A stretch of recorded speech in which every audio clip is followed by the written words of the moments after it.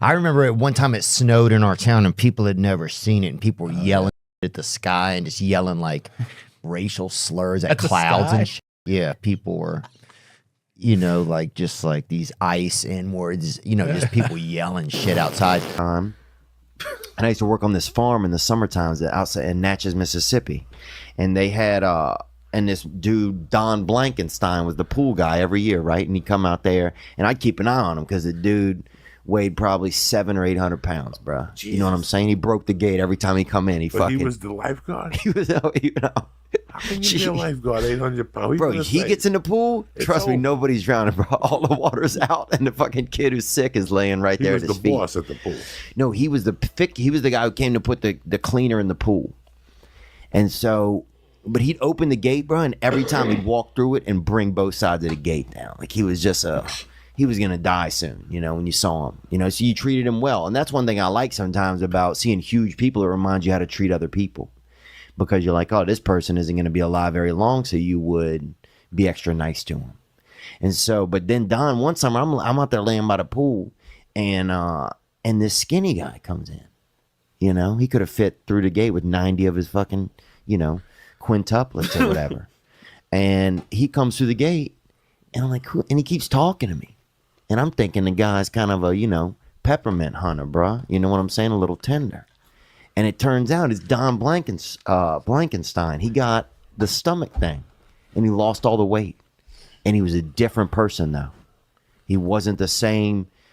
I don't know. It wasn't the same, and our relationship was never the same as when he lost the weight. That guy used to tell us, right? He'd give you $30 just to tell you he'd been jerking off. This older dude. I remember when I was young. He used to say that. I'd be like, "Look, I'm going to tell you something, all right?" And we'd be like, "All right." And he'd say, "I've been jerking off. Give me $30." No, and then he would give us $30 to keep quiet because we were children, but he wasn't supposed to be saying it to us. Oh, he paid you? Yeah. Yeah, I'm not paying him for him to tell me that shit, dude. I don't give a fuck. I assumed that when I met him. Oh, my God. But here was the thing, though. I never even got to this, dude, was that... So, my sister, one time, we lived together for a while, right?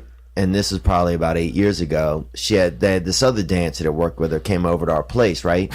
Stole our vacuum, right? She was on these Klonopins and everything, and then she got all fucking, warm under the skin one night on them pills and fucking stole our vacuum, As you do. I wasn't there when she stole it, but literally I could picture her probably trying to put it in her fucking purse, like the stick end in the purse and the fucking huge vacuum hanging out, right? Oh. Dude, fast forward year and a half, right? I'm not even living with my sister anymore. I'm in New Orleans for a bachelorette party or somewhere, or Baton Rouge somewhere, or a bachelor party.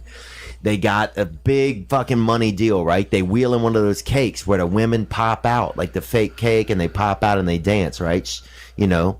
One of the chicks that pops out is the fucking bitch that stole my vacuum, bro, right? So everybody else, I have no idea. I totally forgot about this. Like, fuck you, bitch. Oh, everybody else is tipping these bitches and fucking, shaking both of their ass cheeks at the same time, with each hand, like they're, like doing a really fast. Vote for me. Yeah, like vote for me with both hands. Yeah, vote for me. And here I am in the background, and all I can think is that bitch stole my fucking vacuum, dude. Bro, I had half of a nerve to just the whole time just make vacuum sounds in the back, just like. I was so pissed, bro. What'd she do when she saw you? Huh? What did she do when she? She acted like she didn't know, and that's the thing I don't like about people, I guess, that steal vacuums is when they see you, they act like you don't fucking remember. Like, I'm not gonna remember you stole a vacuum from. I wasn't on Klonopins. I wasn't on Somas. How do you get away with a vacuum? Like, doesn't someone, if I was in an apartment building and I saw someone who was on like Klonopins with a vacuum just running down the stairs, bless you. Well, it's half of America. It's half of the neighborhood around here probably is on Klonopins. What can they give you for a fucking vacuum? I mean, if you came over my house with a vacuum, what can I give you? The small 15? I was going to say at least 30. That's like I don't know. What if it goes kaput after they go down the block? I'm no fucking vacuum mechanic, but I know there's a little fucking belt in there. And when you hit something fucked up, the belt breaks. Like I used to have a Kirby vacuum, and they come with a packages of belt. I couldn't do it. Whenever the vacuum broke, my mom had to take it off and put the vacuum on. Yeah. And you got to be like a fucking technician. You got to unplug it, or the vacuum will suck your fingers in. so next thing you know, What kind you of- fucking got a great What kind of vacuum. fucking Cuban can't fix a vacuum? That's what I want. My mom. Got what Gilbert? Yep. He's my sidekick. He's our Jason fucking Priestley, guy. huh? He's the Jason Priestley of Siam. Can you see it a little bit? Yeah. that The dark? Jason Priestley of Siam, man. Like I'm 38, you know. I mean, I'm kind of a late bloomer, so I'm kind of maybe like 32, really. But I'm also like an old soul, so I guess I'm actually like I'm back at 38. But This is a quick trip. yeah, sorry, it was. Dude, my buddy, I used to sleep under his bed for a while, and he would have girls come over, and they'd always go to the restroom or something before they were gonna make out, and he'd come in there, he'd wake me up, and he'd be like, "Don't fuck." But he'd wake me up and tell me to don't wake up, right? I'll be jacking off down there. Well, it's just crazy. Like, I wasn't gonna wake up.